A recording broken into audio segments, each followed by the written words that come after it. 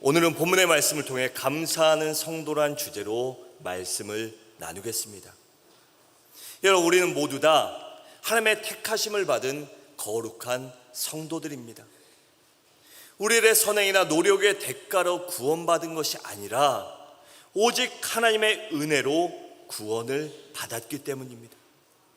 디모데후서 1장 9절에 보면 이렇게 말합니다. 하나님이 우리를 구원하사 거룩하신 소명으로 부르심은 우리의 행위대로 하심이 아니요 오직 자기의 뜻과 영원 전부터 그리스도 예수 안에서 우리에게 주신 은혜대로 하심이라고 했습니다.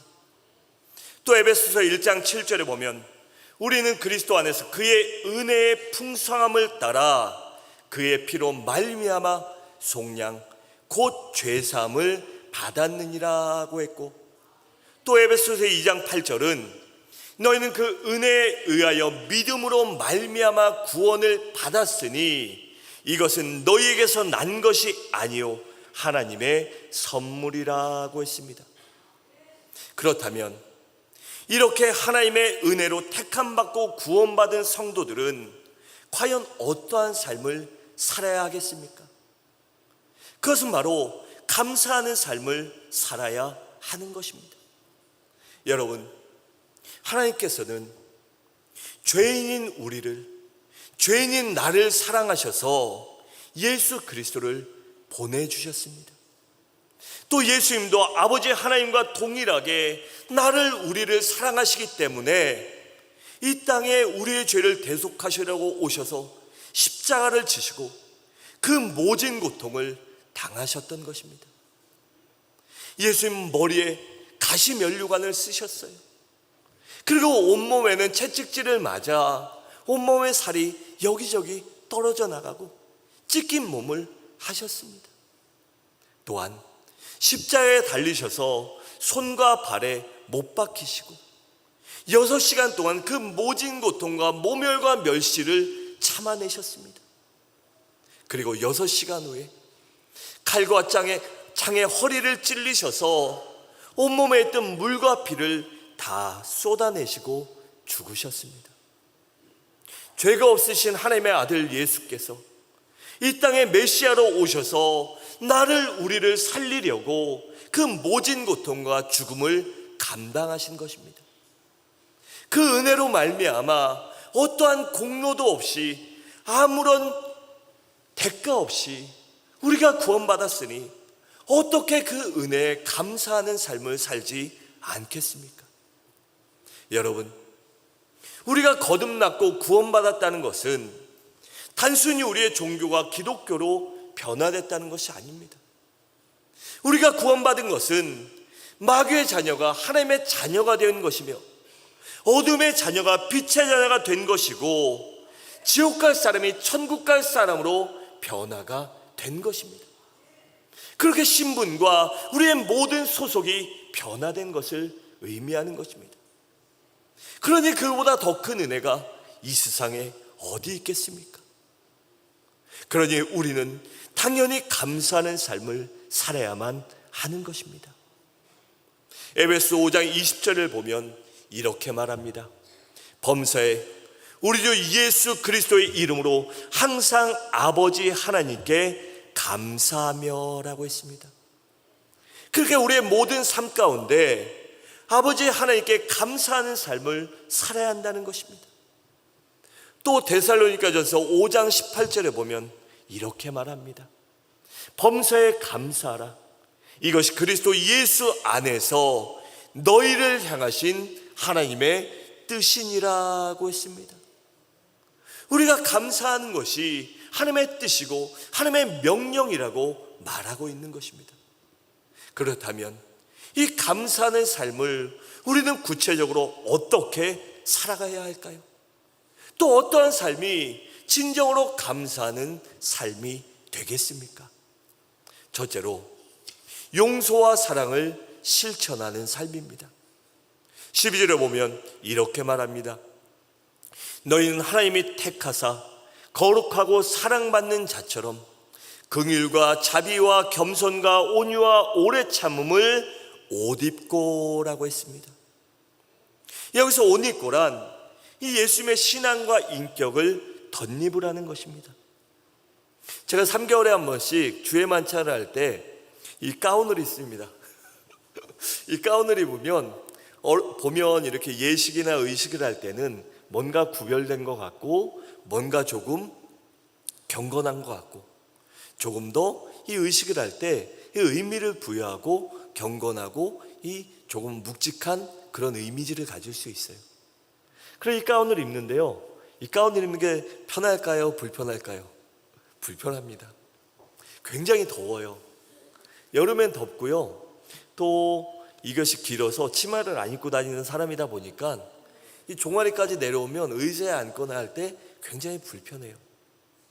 근데 이것을 입으면 유익이 더 많기 때문에 불편해도 입는 거예요. 어떤 권사님은 예배 시간에 축도할 때 사진 찍어서 카톡으로 보내주신 분도 있어요. 근데 이것을 입는 이유는 왜죠? 주의 만찬을 할 때 조금 더 우리가 주의 고난을 상기하고 그 고난에 합당한 삶을 살자고 의식을 아름답게 진행하기 위해서 입는 것입니다. 오늘 본문에도 예수님이 옷 입으라고 했는데 이 옷 입는 것은 예수의 신앙과 인격을 덧입으라고 하는 것입니다. 왜일까요? 하나님의 성도로 살아가기 위해서, 하나님의 성도로 온전히 살아가기 위해서, 성화를 이루어가기 위해서, 성화를 이루어감으로 예수 그리스도의 장성한 분량에 하기 위해서 예수님의 신앙과 인격을 덧입으라고 말하고 있는 것입니다. 그리고 13절과 14절에서는 그 두 가지 삶을 말하고 있습니다. 먼저는 다른 사람을 용서하는 삶을 말합니다. 13절에 보면 누가 누구에게 불만이 있거든 서로 용납하여 피차 용서하되 주께서 너희를 용서하신 것 같이 너희도 그리하라 라고 했습니다. 여러분, 예수님은 우리의 잘못에 대해 끝까지 인내하시고 기다려주시고 용서하십니다. 마치 탕자가 잃어버렸을 때 그 아버지가 잃어버린 아들 탕자를 기다리고 왔을 때 반갑게 맞아주고 모든 것을 복권시켜 주었던 것처럼 우리 예수님도 자녀인 성도들이, 우리 성도들이 돌아오기를 끝까지 인내하시고 기다리십니다. 그리고 돌아와 회개하면 모든 것을 용서해 주시고 우리의 있는 모습 그대로, 나의 나된 모습 그대로 받아주시고 인정하시고 용납하여 주십니다. 그렇게 우리 성도들도 주님의 용서를 본받아 그 용서의 삶을 살아가며 그렇게 살아가는 삶으로 통해 그런 성도들이 모인 교회는 용서와 관용이 넘쳐야 하는 것입니다. 우리 교회 올해 표어가 무엇입니까? 사랑 안에서 든든히 서가는 교회입니다. 사랑 안에서 우리가 사랑으로 서로를 섬기고 용서하고 용납할 때, 사랑의 삶을 살아갈 때 우리 교회가 든든히 서갈 수 있는 것입니다. 여러분, 교회는 각기 다른 수많은 사람들이 모여 있습니다. 환경과 성별과 또 배운 것들과 모든 것들이 틀립니다.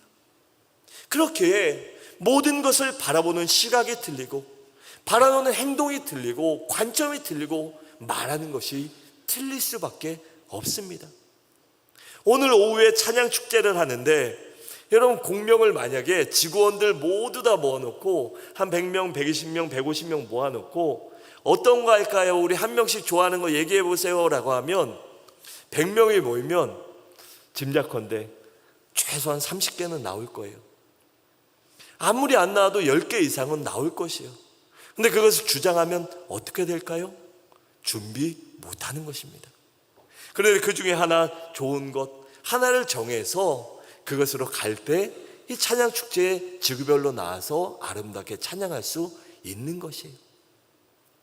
만약에 끝까지 나는 그게 좋은데 왜 이런 은혜도 안 되는 찬양을 해가지고 왜 어렵게 만들어? 이러고 있다면 끝나고 나서도 어려운 것입니다. 사랑하는 성도 여러분, 빚진다는 것을 용서하는 것은, 주님이 우리를 용서해 주신 것은 우리가 주님 앞에 갚아야 될 모든 빚을 용서해 주신 것입니다. 갚아야 할 모든 것들을 사해 주시고 용서해 주시고 이해하시고 그 모든 것들을 용납하여 주신 것입니다. 이처럼 그 사랑을 받은 우리 성도들도 우리 가운데 우리가 베풀 수 있는 사랑을 베풀며 서로 용서하며 용납하며 피차 끝까지 인내하며 사랑할 때 우리가 주님의 닮아가는 성화를 이루어갈 수 있는 것입니다. 다음으로는 사랑하는 삶입니다.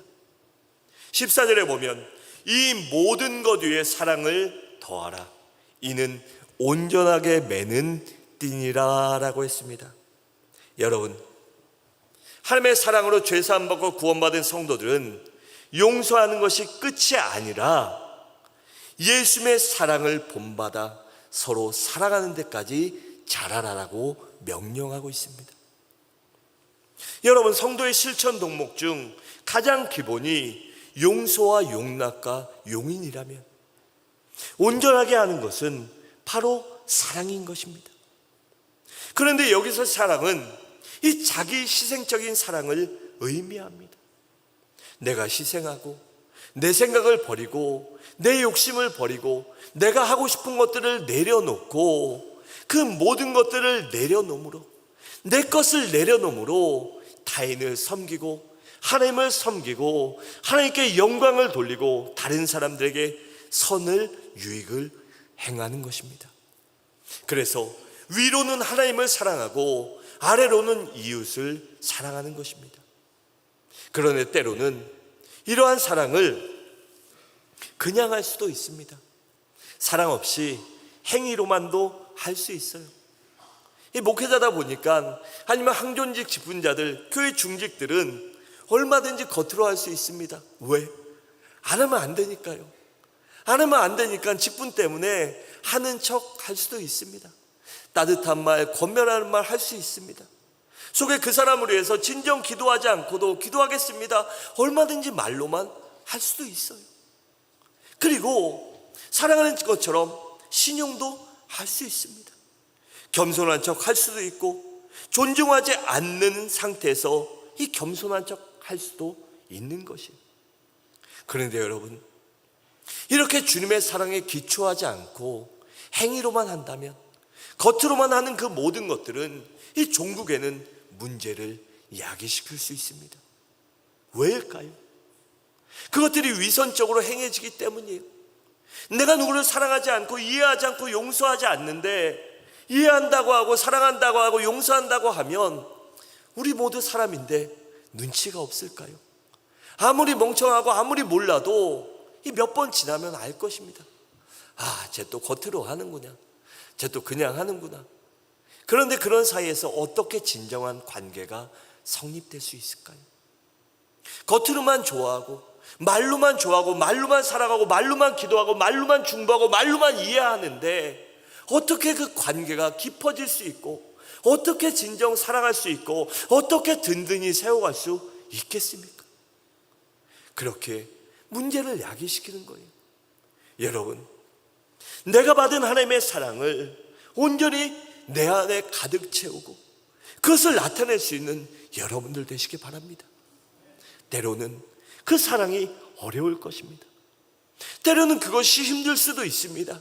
하지만 내 힘이 아닌, 내 힘과 내 의지와 내 노력이 아닌 나를 사랑하사 죽기까지 사랑하신 예수 그리스도의 사랑과 나를 사랑하사 독생자까지 허락하신 아버지 하나님의 사랑과 나를 사랑하사 내 안에 내주하시고 나와 함께 하시고 나에게 말씀을 깨닫게 하시고 나에게 힘을 주시는 성령 하나님을 의지하여 그 모든 것들을 감당할 수 있는 우리 성도님들 되시기 바랍니다. 둘째로, 그리스도의 평강을 누리며 감사하는 삶입니다. 우리 15절을 함께 읽겠습니다. 시작.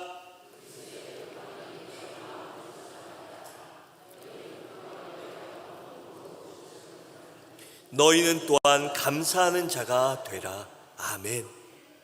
여기서 무엇이라고 말합니까? 그리스도의 평강이 너희의 마음을 주장하게 하라고 말합니다. 즉 하나님의 사랑을 따라 용서와 사랑을 실천하고 새 사람으로 새 옷을 입은 사람, 새로운 피조물로 거듭난 성도는 그들의 마음속에 그리스도의 평강이 넘쳐야 한다는 것입니다. 두려움과 걱정과 근심과 미움과 질투와 시기가 아니라 그리스도의 사랑과 그리스도의 평강이 넘쳐야 한다고 말하고 있는 것입니다. 시편 35편 27절에 보면 이렇게 말합니다. 나의 의를 즐거워하는 자들이 기꺼이 노래 부르고 즐거워하게 하시며 그의 종의 평안함을 기뻐하는 여호와는 위대하시다 하는 말을 그들이 항상 말하게 하소서라고 했습니다. 그러니까 시편의 기자는 그의 모든 것들이 나를 도우신 하나님, 나와 함께 하시는 하나님, 나를 살리신 여호와 하나님을 내가 항상 찬송할 수 있도록 나를 도와주십시오. 그렇게 여호와를 찬양하는 사람들이 여호와의 은혜로 승리하는 삶을 살게 해달라고 고백하고 있는 것입니다. 내가 잘 살기 위해서, 내가 형통하기 위해서가 아니라 내가 하나님의 도우심을 찬양하며 하나님의 만군의 여호와 만군의 주심을 고백할 수 있게 해달라고, 하나님께 영광을 돌리게 해달라고, 그러한 삶을 살게 해달라고 자신을 도와달라고 말하고 있는 것입니다. 또한 요한복음 14장 27절에 보면 이렇게 말합니다. 평안을 너희에게 끼치노니 곧 나의 평안을 너희에게 주노라. 내가 너희에게 주는 것은 세상이 주는 것과 같지 아니하니라. 너희는 마음에 근심하지도 말고 두려워하지도 말라라고 했습니다. 또 요한복음 16장 33절에서는 이것을 너희에게 이르는 것은 너희로 내 안에서 평안을 누리게 하려 함이라. 세상에서는 너희가 환난을 당하나 담대하라. 내가 세상을 이기었노라 라고 했습니다. 여러분, 우리 주님께서 십자가에 죽으시고 부활하신 후에 이 두려움과 걱정과 세상의 유혹과 세상의 생각들에 쩔어있던 제자들에게 나타나셨습니다. 부활하신 주님을 보고도 믿지 못했던 그 부족한 사람들에게 나타나셔서 평안을 주시고 확신을 갖고 담대하게 살라라고 명령하셨습니다. 그런데 여러분, 이 명령은 그때 제자들에게뿐 아니라 그들과 동일한 예수를 믿고 그들과 동일한 예수의 피로 구원받은 우리들에게도 동일하게 주시는 말씀인 것입니다. 여러분, 그때의 제자들뿐만 아니라 우리들도 죄인이었지만 예수의 피로 구원받았습니다. 그리고 예수를 믿음으로 나의 주 나의 하나님으로 인정함으로 인하여 우리는 믿음으로 구원받아 하나님의 자녀가 되었고 예수 그리스도의 형제 자매가 되었으며 그로 인하여 하나님의 평강이 우리 가운데 들어와 그 평강이 우리의 삶 가운데, 우리의 삶 가운데, 우리의 영생 가운데 임하게 된 것입니다. 그래서 믿음으로 살아가는 성도들 삶에는 그리스도의 평강이 날마다 임해야 하는 것입니다. 그리고 그런 성도들이 모인 교회는 예수의 사랑과 예수의 평강을 누리기에 우리 성도들 가운데도, 우리 공동체 가운데도 그러한 평강과 기쁨이 넘쳐야만 하는 것입니다. 만일 교회가 그리스도의 사랑과 평강이 넘치지 않고 두려움과 걱정과 근심과 미움이 있다면 어떻게 될까요? 그리스도의 평강으로, 하나님의 평강으로 하나 되지 못한다면 하나님의 사명을 감당하지 못하게 되는 것입니다. 지상 명령을 감당하지 못하며 마지막 날 우리가 주님 앞에 갔을 때 받을 상급을 위하여 몸된 지체들과 함께 섬기지 못하고 충성하지 못하고 헌신하지 못하게 되는 것입니다. 그렇다면 교회를 통한 우리 하나님과 예수 그리스도의 영혼 구원의 사명은 그것을 온전히 감당하지 못하고 하나님께 영광을 돌리지 못하게 되는 것입니다. 그래서 모든 성도는 내가 예수 그리스도의 몸이라는 자각과 인식을 매일매일 해야 하는 것입니다. 나는 예수 그리스도의 몸이다. 예수 그리스도의 몸을 이루는 지체다. 난 대정중앙침례교회의 성도로 내게 맡겨주신 사명, 내게 맡겨주신 직분을 따라 내가 충성해야 한다. 그것이 주님께서 나를 구원하시고 불러주시고 나를 친히 백성 삼아주신 이유다라고 고백해야 하는 것입니다. 또한 그러한 고백이 있을 때, 그러한 신앙의 인식이 있을 때 우리가 사명을 감당하는 온전한 성도가 되는 것입니다. 마지막으로 예배와 교제를 통해 감사하는 삶입니다. 우리 16절과 17절을 함께 읽겠습니다. 시작.